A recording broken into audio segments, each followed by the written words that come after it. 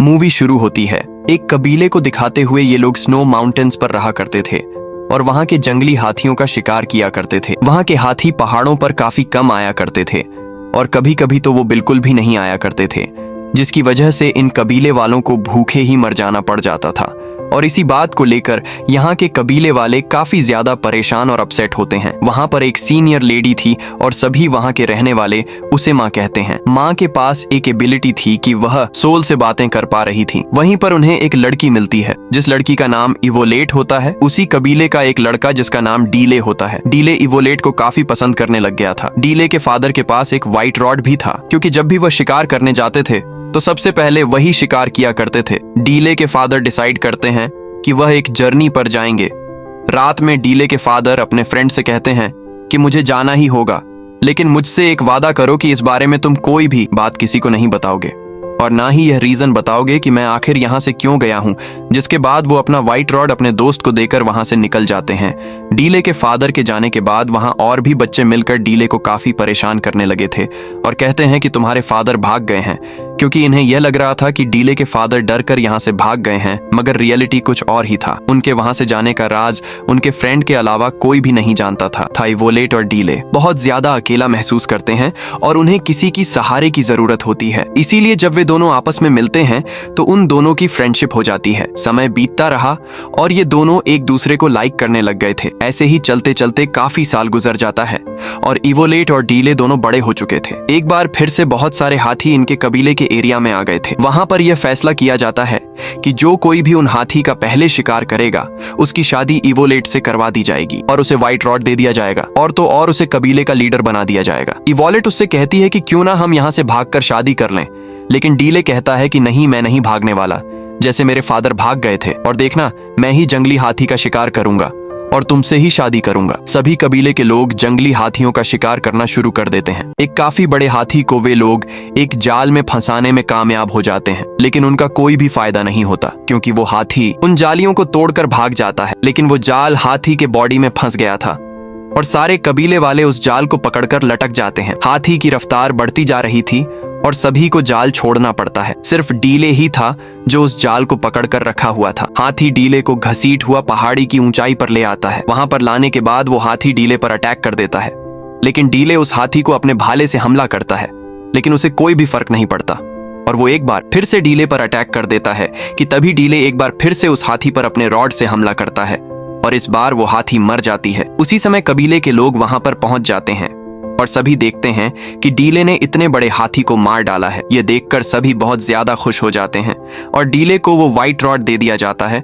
और फैसले के अकॉर्डिंग इवोलेट उसे सौंप दी जाती है और सभी फैसले ले लेते हैं कि इन दोनों की शादी करा दिया जाए। लेकिन डीले एक बात को सोचकर काफी परेशान था, क्योंकि सभी सोच रहे थे कि डीले ने जाल को नहीं छोड़ा था, लेकिन सच्चाई तो यह थी कि उसने भी उस जाल को छोड़ दिया था। वो तो उसका हाथ उसमें अटका रहा, इसीलिए वो उस व्हाइट रॉड को वापस कर देता है। वो इवोलेट से कहता है कि मैंने उस हाथी को नहीं मारा है, बल्कि वो मेरे रॉड में अटक गया था और इसीलिए मैंने उस व्हाइट रॉड को रिटर्न कर दिया है।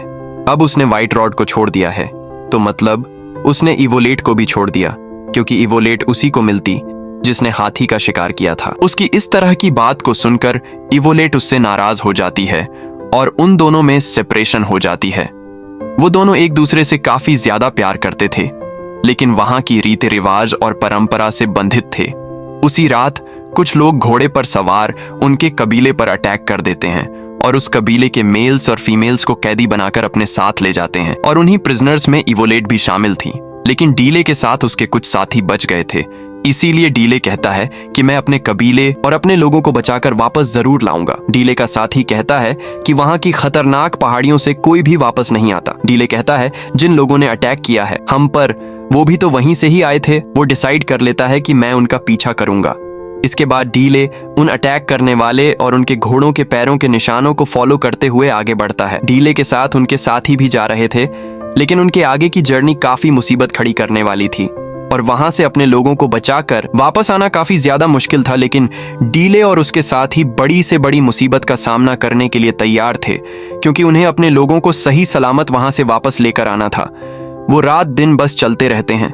अब ये सभी माउंटेन्स के दूसरी साइड पर पहुंच जाते हैं, जहां से जमीन स्टार्ट हो जाती है डीले और उसके साथ ही आगे बढ़ते बढ़ते एक घने जंगल में चले जाते हैं, जहां उन्हें अपने कबीले के सभी लोग और इवोलेट नजर आ जाती हैं, जिन्हें प्रिजनर्स बनाकर कहीं पर ले जाया जा रहा था। रात के समय में डीले इवोलेट के साथ साथ और अपने कुछ कबीले के लोगों को छुड़ा लेता है, लेकिन वो लोग जिन्होंने इन्हें बंदी बनाया हुआ था वो लोग इन्हें दोबारा से पकड़ लेते हैं। हमला करते समय डीले का एक साथी इंजर्ड हो जाता है और वो लोग डीले के कबीले वालों को लेकर एक बार फिर से आगे की तरफ चल देते हैं। यहाँ पर डीले अपने इंजर्ड साथी को खींचते हुए ले जा रहा होता है। कुछ दूर जाने के बाद इन्हें भूख लगने लग जाती है, इसीलिए डीले शिकार करने के लिए चला जाता है, लेकिन डीले एक डिच में फंस जाता है जहाँ पर पहले से ही बहुत सारे जानवर फंसे हुए थे।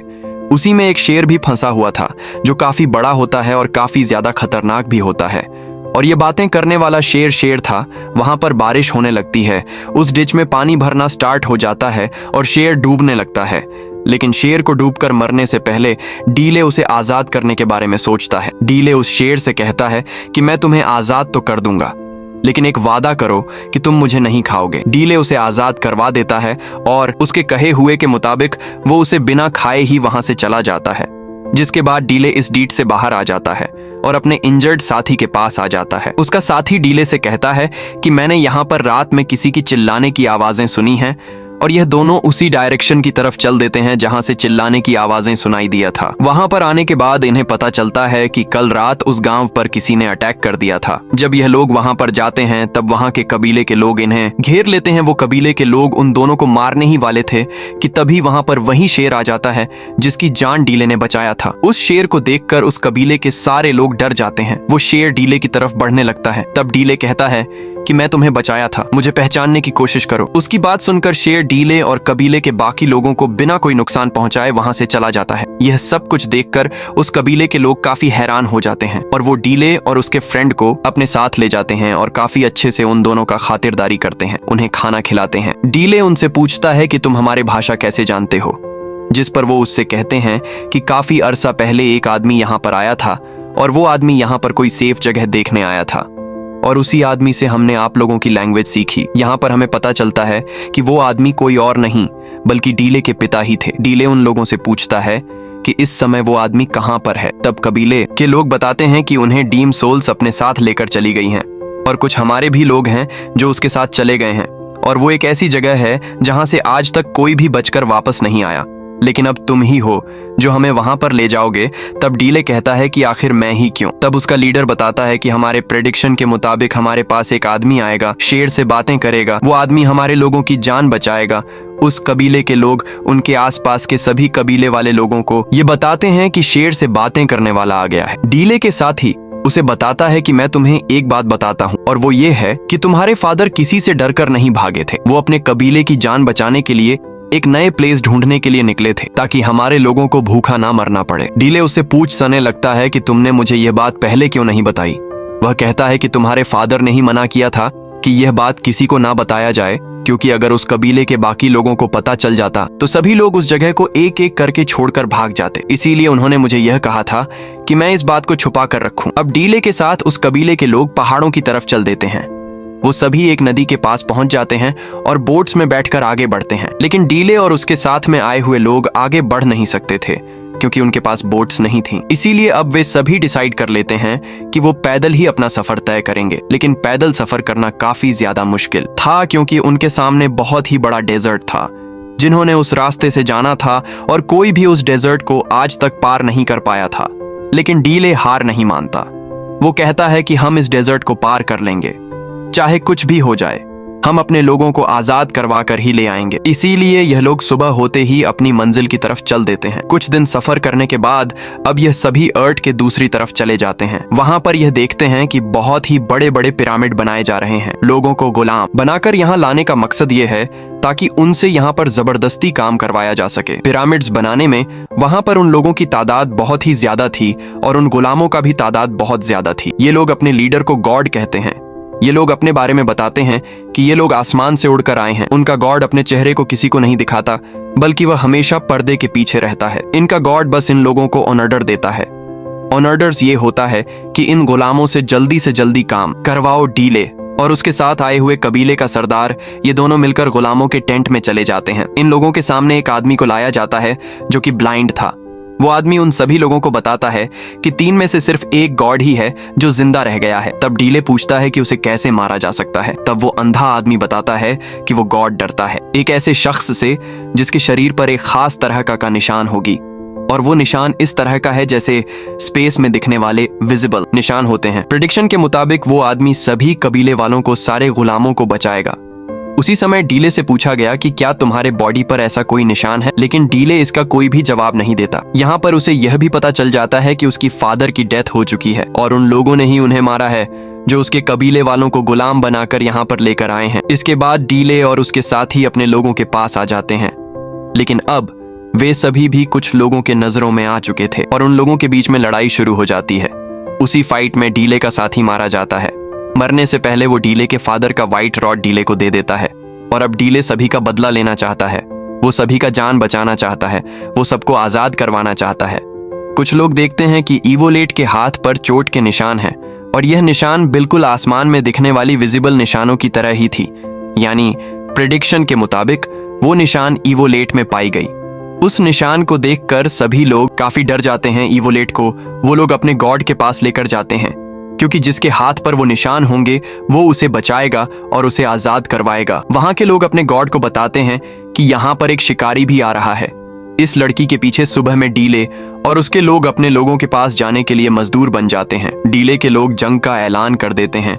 वहीं पर जंगली हाथी भी होती है जो उनसे भी गुलामों की तरह काम करवाया जा रहा था, लेकिन वे सभी हाथी अब इधर उधर भागने लग जाती हैं, जो कि अब एकदम से हलचल मच जाती है। गॉड कहता है कि इवोलेट को बाहर ले जाओ और अगर इसके बाद भी अगर वो ना माने तो वहीं पर इवोलेट को मार देना। अपने गॉड की बात मानकर इवोलेट को बाहर ले जाया जाता है, लेकिन डीले और उसके लोग इवोलेट को देखकर रुक जाते हैं कि तभी उनका गॉड बाहर आ जाता है और सभी लोग छुप जाते हैं। गॉड का एक आदमी सभी लोगों से कहता है कि जो भी इस लड़की को जानता है वो हमारे सामने आए और यहाँ से इस लड़की को लेकर जा सकता है, और हम वादा करते हैं कि हम इस बार उसे नहीं रोकेंगे। डीले कहता है कि मैं इवोलेट को लेकर जा सकता हूँ, लेकिन हमारे बाकी के साथियों का क्या होगा? लेकिन गॉड बोलता है कि वो अब हमारे लोग हैं, हमारे गुलाम हैं। उसकी इस तरह की बात सुनकर डीले उसकी बात मानने से इनकार कर देता है और डीले अपने व्हाइट रॉड को गॉड की तरफ फेंक देता है और व्हाइट रॉड के शरीर से आर पार हो जाती है यहाँ पर।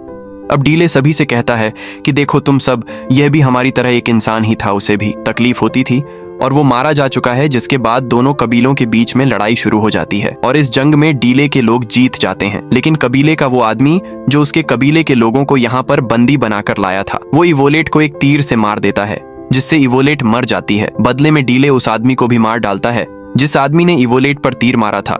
डीले अपने कबीले वालों को और बाकी के गुलामों को यहाँ पर बचाने के लिए आया था, लेकिन उसने इस लड़ाई के दौरान अपने बहुत से लोगों को खो दिया। माँ, जो कि उन्हें दूर अपने कबीले से देख रही होती है, वो उन्हें पावर दे रही होती है, जिसके बाद माँ अपनी जान की कुर्बानी देकर इवोलेट की जान वापस ले आती है और इवोलेट दोबारा से जिंदा हो जाती है। जाने से पहले कबीले के वे सभी लोग जिन्होंने डीले को रहने खाने के लिए जगह दी थी, वो डीले को कुछ बीज देते हैं। वो डीले को कहते हैं कि तुम्हारे फादर चाहते थे कि तुम इन बीजों को अपने कबीले पर लेकर जाओ और इन्हें वहां पर उगाओ। डीले भी ठीक ऐसा ही किया। वो अपने जगह पर जाकर उन बीजों को उगा देता है और वहां पर पौधे लगने लगते हैं। आज से अब इन्हें कभी भी भूखा मरना नहीं पड़ेगा और ना ही कभी ये इधर उधर भटक, और यहीं पर यह कहानी समाप्त हो जाती है।